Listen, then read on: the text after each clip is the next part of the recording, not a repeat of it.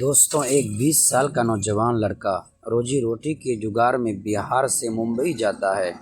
वहां जाने के बाद वो बड़े बड़े घरों के दरवाजे खटखटाता है, उनसे काम मांगता है। एक दिन एक महिला की नज़र उस पर पड़ती है। उस महिला की उम्र 35 साल की होती है। वह उसे अपने पास बुलाती है और कहती है कि तुम क्या काम कर सकते हो। वो कहता है, मैं कुछ भी कर सकता हूँ। महिला कहती है, कुछ भी मतलब क्या क्या कर सकते हो। बोलता है, कुछ भी कर सकता हूँ। उसके बाद वह उसे ऊपर से नीचे तक निहारती है और उसके बाद अपने पास काम पर रख लेती है। अब दोस्तों, जैसा वो लड़का सोच रहा था उसे वैसा ही काम मिल जाता है। लेकिन दोस्तों, एक दिन उस महिला का एक भयानक रूप उसके सामने आता है जिसकी वह कभी कल्पना भी नहीं कर सकता था। दोस्तों, एक बहुत ही रोमांचक कहानी है, तो आइए जानते हैं पूरी कहानी इस वीडियो में लेकिन वीडियो में आगे बढ़ने से पहले हमारी वीडियो को लाइक और चैनल को सब्सक्राइब ज़रूर कर दीजिएगा। दोस्तों, ये सच्ची कहानी है बिहार के दरभंगा की एक लड़का जिसका नाम साहिल होता है। 20-22 साल का लड़का अपने 2 भाई 2 बहनों में सबसे बड़ा होता है। परिवार बहुत गरीब था और घर के बड़े लड़के होने के नाते धीरे धीरे उसके कंधों पर सारी जिम्मेदारी आ रही थी। इसीलिए वो 10वीं तक की पढ़ाई करता है। उसके बाद पढ़ाई छोड़ देता है और फिर अपने दोस्तों के साथ मुंबई जुहू में आ जाता है काम करने के लिए। अब दोस्तों, जो उसके दोस्त काम कर रहे थे, सेटरिंग का काम, कोई पॉलिश का काम, कोई फर्नीचर का काम, तो वो लड़का उन्हीं के साथ काम करने लगता है। लेकिन उसे वह काम पसंद नहीं आता क्योंकि गांव में वह कोई काम करता नहीं था। इसीलिए जब वह कुछ दिन काम करता है तो बीमार पड़ जाता है। अब उसके दोस्त लोग बोलते हैं कि लगता है तुझे मुंबई का पानी सूट नहीं कर रहा है, तो गांव वापस चला जा। लेकिन वह सोचता है कि गांव भी जाकर मैं क्या करूंगा, घर में इतनी गरीबी है। उसके बाद वह कमरे से निकलकर खुद ही इधर उधर काम ढूंढने लगता है। जब दोस्तों मुंबई के बड़े बड़े बंगलों को देखता है, सोचता है इसमें भी तो लोग काम करने वाले होंगे। अगर इनमें कहीं काम मिल जाता है तो बहुत आराम हो जाएगा। इसीलिए वो यही सोचकर वो बड़े बड़े घरों के दरवाजे खटखटाने लगता है। लेकिन जब कोई दरवाज़ा खोलता तो ऐसे अनजान लोगों को तो कोई काम देता नहीं है। कुछ लोग उल्टा सीधा कहकर उसको भगा देते हैं और ऐसे ही वह 4-5 दिन तक काम ढूंढता रहा। एक दिन एक घर का वह दरवाज़ा पीट रहा था।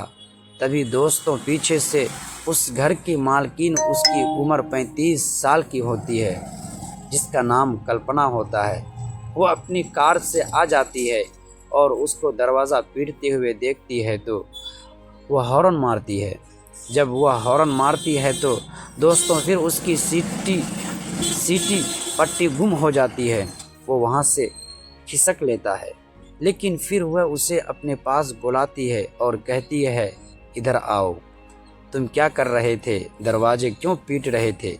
वो कहता है, कुछ नहीं मैडम। कल्पना कहती है कि नहीं, मैंने तुम्हें देखा है, तुम चोर हो क्या। लड़का बोलता है, नहीं मैडम, मैं बहुत गरीब हूँ, बस मैं दरवाज़ा पीट रहा था, अंदर वाले को बुला रहा था कि उससे काम मांगने के लिए। वो कहती है कि अंदर कोई नहीं रहता, इस घर की मालिक मैं ही हूँ, घर मेरा है, तुम्हें काम चाहिए तो बताओ, तुम क्या काम कर सकते हो। कहता है, कोई भी काम कर सकता हूँ। वो उसे ऊपर से नीचे तक निहारती है। 20 साल का हट्टा कट्टा नौजवान लड़का था साहिल। वो कहती है कि क्या तुम पैसों के लिए किसी का खून भी कर सकते हो। वो कहता है कि नहीं मैडम, ये काम नहीं कर सकता हूँ।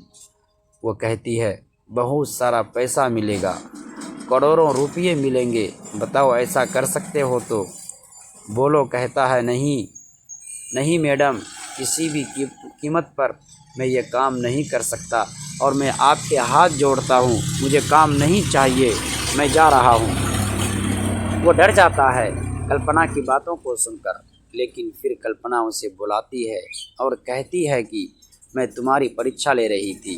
मैं सोच रही थी कि कहीं तुम उन लोगों में से तो नहीं हो जो पैसों के लिए कुछ भी करने को तैयार हो जाते हैं। कोई बात नहीं, तुम अच्छे लगे और तुम मेरे पास काम कर सकते हो।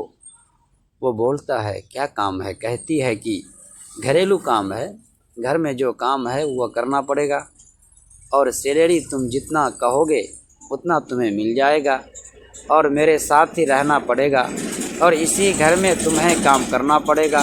कहता है ठीक है। अब दोस्तों उसके बाद जो है वो कहता है ठीक है, मैं कल से आ जाऊंगा काम में।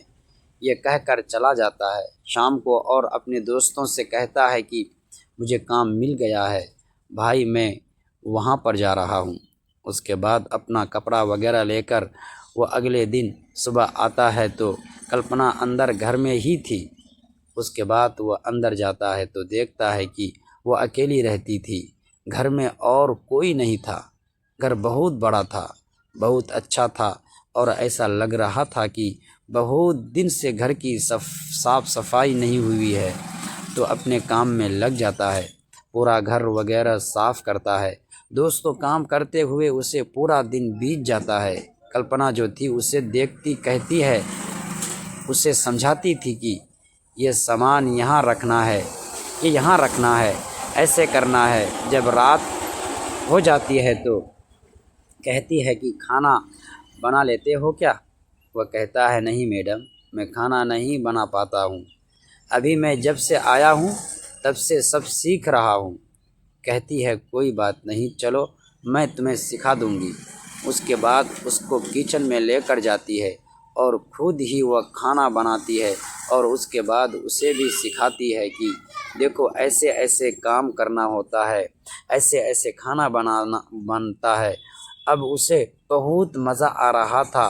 वह एकदम फ्रेंड की तरह उससे बिहेव कर रही थी और 35 साल की थी। उम्र का काफ़ी ज़्यादा अंतर था दोनों में, लेकिन दोनों की केमिस्ट्री मिल रही थी। तो दोनों एक दूसरे से बहुत अच्छे तरीके से दोस्त की तरह बात करते हैं। बात करते करते वह कहता है कि मैडम आप इस घर में अकेली रहती हैं क्या और कोई नहीं रहता? तो कल्पना कहती है कि नहीं, मैं अकेली रहती हूँ। साहिल कहता है, वह कहती है क्योंकि मेरी किस्मत ही ऐसी है और जो भी कोई आता है वो मुझे छोड़कर चला जाता है, एक दिन तुम भी चले जाओगे। वह हैरान हो जाता है, कहता है क्यों मैडम? वह कहती है क्योंकि मुझे एक बीमारी है जो रात में उभर जाती हूँ और फिर उसके बाद लोग मुझसे परेशान होकर चले जाते हैं। अब दोस्तों साहिल जो है वो सोचने लगता है। उसके बाद दोस्तों दोनों साथ में बैठकर खाना खाते हैं और फिर उसे कहती है कि तुम कहाँ सोओगे? बोलता है मैडम जहाँ भी आप कहेंगी वहाँ सो जाऊँगा। कहती है कि ठीक है, तुम जो है इसी कमरे में बगल में सो जाओ, चारपाई लगाकर। वो कहता है मैडम कोई देखेगा तो क्या कहेगा? बोलती है यहाँ कोई नहीं है, देखेगा कौन देखेगा, लेकिन ठीक है अगर तुम्हारी इच्छा नहीं है तो तुम बगल वाले कमरे में सो जाओ। कहता है ठीक है। अब दोस्तों बगल के कमरे में सो जाता है, लेकिन अब उसे रात का नींद नहीं आ रही थी क्योंकि बहुत खुश हो रहा था, उसे काम मिल गया था और सोच रहा था कि एक अकेली मैडम है, इसका ही तो काम करना है। लेकिन दोस्तों जब आधी रात बीत जाती है तब दोस्तों उसके कमरे से, कल्पना के कमरे से आवाज़ आने लगती है, अजीब अजीब आवाज़ आने लगती है। वो दोस्तों उठकर बैठ जाता है, चौंक जाता है, दरवाजे की तरफ देखता है। धीरे धीरे आवाज़ बढ़ रही थी और वह आवाज़ कुछ डरावनी सी लग रही थी। अब दोस्तों साहिल डर जाता है, लेकिन वह खुद को रोक नहीं पाता क्योंकि उसके बाद जो आवाज़ आ रही थी उसे कुछ जानी पहचानी लग रही थी। वह जाता है और दरवाज़े को धक्का देता है।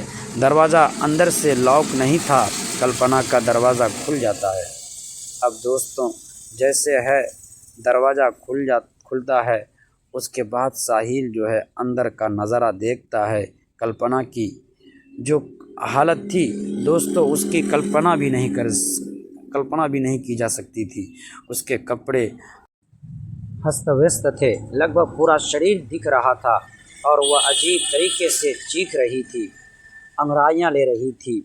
उसके बाद अपने बालों को हिला रही थी, सर को हिला रही थी। उसकी स्थिति ऐसी थी कि कोई भी देखता तो वहाँ से भाग खड़ा होता, लेकिन साहिल जो था उसके भी रोंगटे खड़े हो जाते हैं। वो उसके सामने डटकर खड़ा हो जाता है। कल्पना उसे देखती है। उसे ज़रा भी ख्याल नहीं रहता कि मेरे सामने कोई आकर खड़ा हो गया है कि अपने कपड़े वगैरह भी ठीक कर लूं, क्योंकि लगभग पूरा शरीर उसका दिखाई दे रहा था।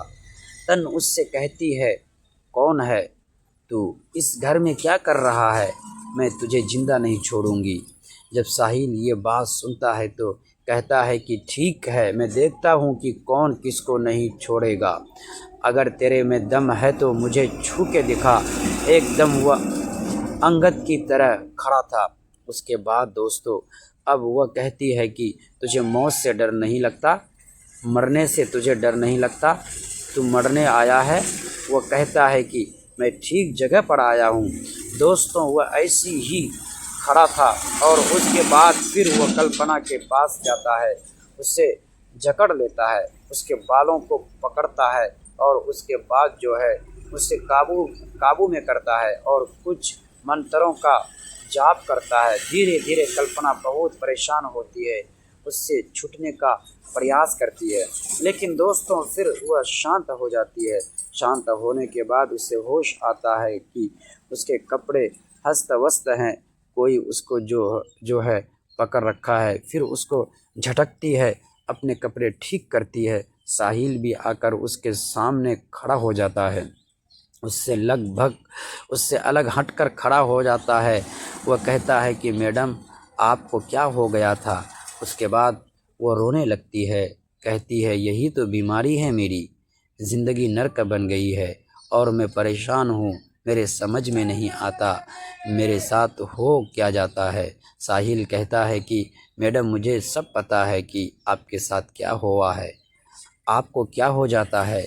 आपके ऊपर जो है बुरी आत्माओं का साया है और मैं इसे जानता हूँ। वह हैरान थी क्योंकि उसके सामने आज तक कोई ऐसा खड़ा नहीं हुआ था। उसकी ऐसी हालत पर उसका पति तक उसको छोड़ कर चला जाता है परेशान होकर, लेकिन साहिल उसके सामने खड़ा था। वह कहती है कि कैसे तुम जानते हो? कहता है क्योंकि मैं ये सब बचपन से देखता आ रहा हूँ। वह हैरान हो जाती है, कहती है किसको तुमने देखा? वो कहता है कि बिहार में मेरे जो पिताजी है वो एक सूखा है, ओझा है, उनके सामने रोज़ 10-20 लोग आते हैं मेरे घर पर और ऐसे ही हालत में आती हैं, जैसी हालत मैडम आपकी है। और उसके बाद मेरे पिताजी उन सभी को ठीक करते हैं। मैं बचपन से यही देखते आ रहा हूँ, तो इसीलिए मुझे आपको देखकर डर नहीं लग रहा। लेकिन आप चिंता न करें, आप ठीक हो जाएंगी। अब दोस्तों जब कल्पना ये बात सुनती है तो वो फूट फूट कर रोने लगती है। उसके खुशियों का कोई ठिकाना नहीं था। वो साहिल को अपने गले से लगा लेती है, अपने सीने से चिपका लेती है। ये भी नहीं सोचती कि ये नौकर है, नौकरी करने आया है। उसके बाद वह कहती है कि मुझे विश्वास नहीं हो रहा है तुम्हारी बातों का। वह कहता है मैडम यकीन करो और मैं जो कह रहा हूँ सही कह रहा हूँ, लेकिन इसके लिए आपको मेरे घर चलना पड़ेगा, बिहार चलना पड़ेगा।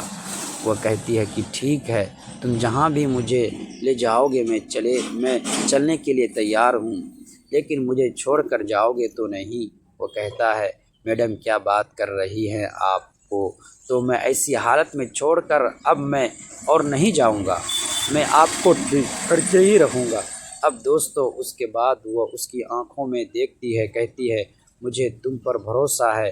और उसके बाद फिर अब आधी रात से ज़्यादा बीत चुकी थी, तो कहती है कि ठीक है तुम यहीं पर सो जाओ, अब तुम यहाँ पर रहोगे तो मुझे डर नहीं लगेगा। वह कहता है ठीक है मैडम। उसके बाद वह इस कमरे में अलग चारपाई पर सो जाता है। लेकिन दोस्तों अब जो कल्पना थी वो साहिल को खोना नहीं चाहती थी। उसके मन में डर था कि कहीं ये चला ना जाए। उसके बाद वो आती है उसके पास और उसके साथ और रिश्ते बनाने की कोशिश करती है, लेकिन वह मना कर देता है। कहता है, मैडम जब तक आप ठीक नहीं हो जाएंगी आप ये मत सोचिए कि मैं आपको छोड़कर चला जाऊंगा। आप आराम से रहिए। दोस्तों उसके बाद दोनों सो जाते हैं और उसके बाद कुछ दिन और वहाँ पर वह रहकर काम करता है। दोनों में बहुत गहरी दोस्ती हो जाती है। और उसके बाद दोस्तों नवरात्रि के दिन आते हैं जब साहिल अपने पिताजी से बात करता है। अब दोस्तों उसके बाद साहिल कल्पना को लेकर बिहार आता है, अपने पिताजी के पास आता है। उसके पिताजी उसको देखते हैं तो कहते हैं कि वाकई में तुम्हारी समस्या बहुत गहरी है। दोस्तों उससे भी बड़ी उसकी दुख भरी कहानी थी। दरअसल वह अपने माता पिता की इकलौती औलाद थी। माता पिता के पास दौलत की कोई कमी नहीं थी। उनके पास करोड़ों रुपए के शेयर थे, बॉन्ड थे, बहुत सारी चीज़ें थी, उनका कारोबार था। लेकिन अब कल्पना जब 20-22 साल की हुई तो कहीं से उसके ऊपर बुरी आत्माओं का साया हो जाता है और उसके बाद उसकी ऐसी हालत हो जाती है। उसके माता पिता उसको कई जगह दिखाए, बहुत दवा भी कराए, लेकिन दोस्तों उसकी हालत में सुधार नहीं हुआ। 2-4 महीने में उसकी ऐसी हालत हो जाती है। अब दोस्तों वो लोग परेशान हो गए और सोचते हैं चलो ठीक है, हमारे पास बहुत धन दौलत है, सारी प्रॉपर्टी अपनी बेटी के नाम पर कर देते हैं और उसके बाद एक घर जमाई ढूंढने लगते हैं कि जो कि उनकी बेटी से शादी करें और उसे अच्छी तरीके से रखें, क्योंकि उसके पास पैसों की कोई कमी नहीं थी, दौलत की कोई कमी नहीं थी। दोस्तों उसकी शादी भी हो जाती है, लेकिन जिससे होती है वह भी अच्छे खासे घर का था। अब शादी के बाद दोस्तों उसका हर 15 दिन 1 महीने में ऐसी ही हालत हो जाती थी और तंग आकर उसके पति ने उसको छोड़ दिया। वह घर पर अपने माँ बाप के साथ रहने लगी। कुछ दिनों के बाद उसके माता पिता भी इस दुनिया से चले गए, उनकी भी मौत हो गई। धीरे धीरे जो कल्पना थी वह ऐसे ही रहने लगी। धीरे धीरे कल्पना की उम्र 30 से 32 साल की हो गई। जब भी कोई नौकरानी घर में आती या कोई नौकर आता तो दोस्तों जिस दिन वो कल्पना की ऐसी हालत देखता था तो वह उसे छोड़कर भाग खड़ा होता था। लेकिन साहिल था जो कि बचपन से ये सब देख रखा था तो उसे समझ में आ जाता है कि इनको कैसे ठीक करना है और मैडम को हुआ क्या है। फिर वह उसे अपने हाथों से जकड़ लेता है। हालांकि कपड़े अस्त व्यस्त थे, लेकिन उसे उस समय उसका शरीर दिखाई नहीं दे रहा था, बल्कि उसके अंदर जो आत्मा थी उसको साहिल देख रहा था। दोस्तों उसके बाद जब वह होश में आती है फिर ये सारी कहानी होती है। उसके बाद वह फिर बिहार आती है। 15 दिनों तक पूजा पाठ होता है। जो भी कुछ होता है माता रानी की कृपा से कल्पना एकदम ठीक हो जाती है और उसके बाद जो है वह एकदम सही हो जाती है। तो उसके पिताजी कहते हैं कि अब तुम एकदम ठीक हो, अब मुंबई जा सकती हो। लेकिन दोस्तों अब गांव वाले जो थे, आसपास पड़ोस के जो लोग थे, वह तरह तरह की बातें करने लगते हैं। कहते हैं कि लगता है ये किसी को भगा कर लाया है, किसी को बहला फुसला कर लाया है और तरह तरह की बातें करने लगते हैं। लेकिन दोस्तों असलियत क्या थी, या तो साहिल जानता था या फिर उसके माता पिता या फिर कल्पना जानती थी। फिलहाल उसके बाद वह लोग फिर मुंबई चले जाते हैं। अब कल्पना बिल्कुल ठीक हो चुकी थी, उसे एक नई ज़िंदगी मिल चुकी थी। वरना एक समय ऐसा था कि जब वह जीने की उम्मीद छोड़ चुकी थी, क्योंकि जब उसकी ऐसी हालत होती थी तो वो खुद को बहुत नुकसान पहुंचा देती थी। उसे पता नहीं था कि वो कितने दिन तक इस दुनिया में रहेगी, इस चीज़ को लेकर बहुत निराश हो जाती है और फिर वह डिप्रेशन की दवा वगैरह खाने लगती है। लेकिन फिर धीरे धीरे जब उसको एहसास हो जाता है कि वो बिल्कुल ठीक हो चुकी है और साहिल उसके साथ रहने लगता है, साहिल और कल्पना में धीरे धीरे प्यार हो जाता है। फिर एक नई ज़िंदगी कल्पना को मिलती है, साथ में साहिल भी बहुत खुश होता है। उसके बाद फिर दोनों में रिश्ते बनते हैं। अब दोस्तों, साहिल बहुत गरीब था, कल्पना बहुत अमीर थी, लेकिन जब दोनों एक हो चुके थे, दोनों का परिवार एक हो चुका था, दोस्तों जो साहिल का परिवार था उसकी भी स्थिति सुधर जाती है। अब दोस्तों, कल्पना जो है बहुत पढ़ी लिखी थी, वो जो है अपना काम करने लगती है, अपना कारोबार देखने लगती है और साहिल से भी बेइंतहा प्यार करने लगती है। दोस्तों, फिर 2023 में वो साहिल से कहती है कि मैं तुम्हारे बिना रह नहीं सकती, मैं तुमसे शादी करना चाहती हूँ। दोस्तों, वह भी खुशी तुमसे शादी करना चाहता हूँ। दास्ता वो भा खुशी थी कहकर आज दोस्तों ये दोनों बहुत खुश हैं।